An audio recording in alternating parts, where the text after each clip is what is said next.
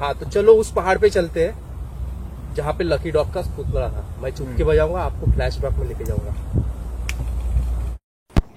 चलो पहुंच गए तुम, मैं भी। तो ये जो रेड वाला पहाड़ दिख रहा है, ये जो पट्टा दिख रहा है बहुत बड़ा, ये उसके ऊपर छोटे छोटे पेड़ जो दिख रहे हैं, ये सब इतना सारा पहाड़ काट के उसका ढांचा ही चेंज कर दिया गया। और ये बहुत बड़ा पहाड़ है, आप देख सकते हैं इसकी विशालता कितनी बड़ी है। तो आपको वो देखो लकी डॉग, आपको लकी डॉग देखना था ना, वो देखिए lucky dog, statue of the dog वो है। तो यहाँ से जब रोड बना है उस स्टैचू को गायब कर दिया गया। अब वो स्टैचू कहाँ गया है किसी को नहीं पता। तो ये रोड से जब गांव वाले गुजरते थे तब उस स्टैचू को देखते थे, और यही रोड अभी बड़ा बन गया हाईवे। अब सोच सकते हैं स्टैचू और लक का क्या हुआ। चलो, तो लकी डॉग की स्टोरी मैंने बताई आपको दोनों की। उस पहाड़ी पे लकी डॉग था और फिर लोग उसको देखते थे और उनका दिन अच्छा निकल जाता था। तो ये जो स्टोरी है इसमें तुमको क्या लगता है, स्टोरी है कि मिथ है, क्या लोगों की मनोभावना है, क्या हो सकता है? तुझे क्या लग रहा है? लक वगैरह में कोई भरोसा नहीं। तुझे लक में कोई भरोसा नहीं? तो ये लक होता क्या है? तो देखो, ये स्टोरी भी बनाने वाला मैं हूँ और स्टोरी बताने वाला मैं हूँ। तो अभी अपन घर जाते और जाते जाते मैं आपको स्टोरी बताते चलता। हाँ, और आपके जो भी एक्सपीरियंस है लाइफ के होंगे या फिर होने वाले हैं, तो उसमें वो स्टोरी आप रिलेट कर पाओगे। वो स्टोरी का ऐसा है कि लक मेरे हिसाब से भी कोई नहीं होता। अपन सोच लेते कि ये लक है, अपन किसी चीज को मान लेते तब वो लक हो जाता है, बाकी उसमें कुछ नहीं होता। इसलिए अपन अभी चलते हैं, आप भी घर निकलो। ये स्टोरी मैं दर्शकों को कंप्लीट करा था। चलो बाय, मिलते फिर कभी याद आई तो आ जाना इस पहाड़ी पे। चलो बाय बाय।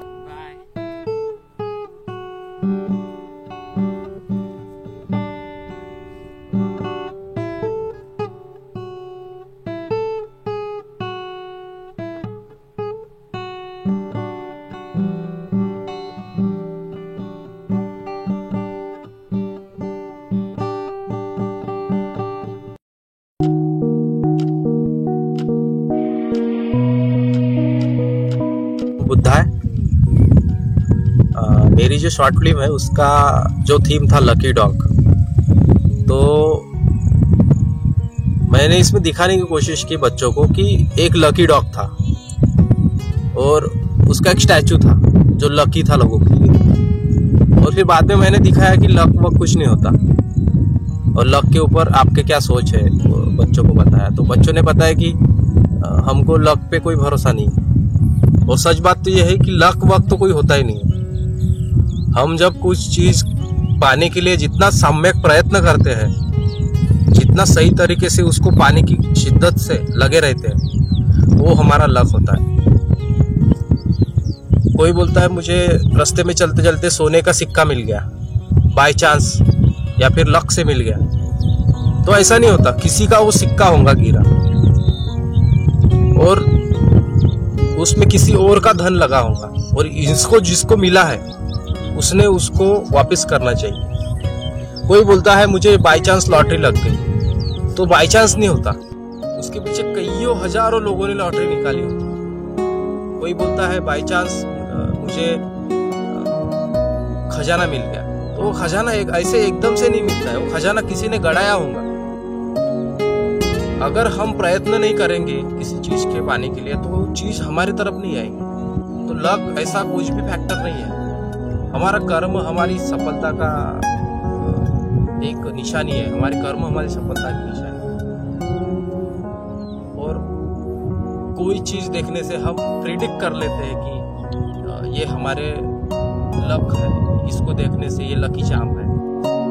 ये जो शॉर्ट फिल्म बनाई है। इसका उद्देश्य ये है कि आज हमारे एरिया के जो पहाड़ है और जो नेचुरल संपत्ति है वो नष्ट होने की कगार पे है, उसको बर्बाद किया जा रहा है।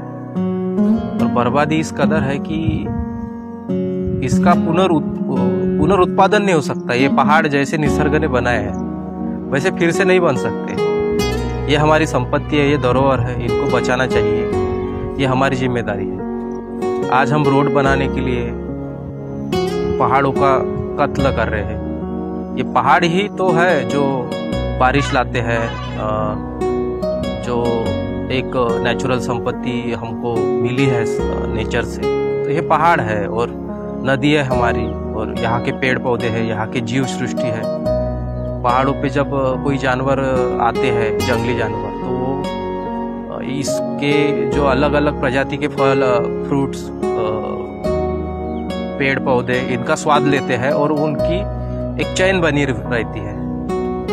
अगर हम पहाड़ नष्ट कर देंगे या फिर पहाड़ की इकोलॉजी खराब कर देंगे तो उससे नेचर की जो चैन है वो टूट रही है।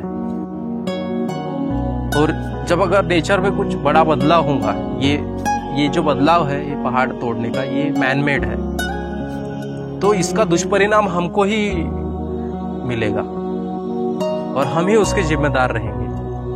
और ये जो संपत्ति है ये हमारे आने वाली पीढ़ियों के लिए बहुत फायदेमंद है, उनके लिए हमको इसको बचाना चाहिए।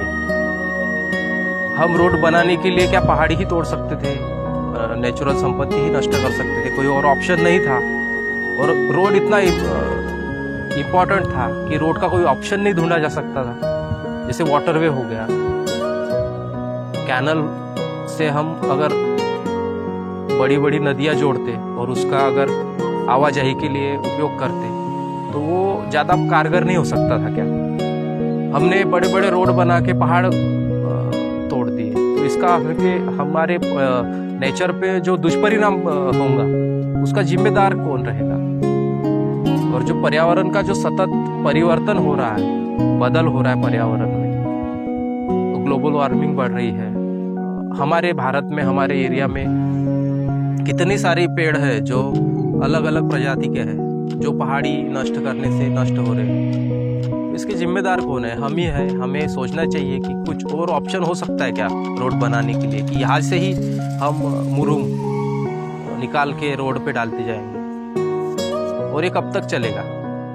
तो मेरा इस मैसेज था कि ये पहाड़ बचने चाहिए, ये पहाड़ हमारी संपत्ति है और हमें इसके संवर्धन के लिए आगे चल के सजग रहना चाहिए और अच्छी तरह प्रयत्न करना चाहिए कि कोई भी सरकार हो, कोई भी इंसान हो, पहाड़ी और जीव सृष्टि को नष्ट ना कर सके। और इसको, पहाड़ी हमारी कैसे संपत्ति है, इसका हमें एजुकेशन देना पड़ेगा आगे की पीढ़ी को, ताकि वो समझे इसका महत्व।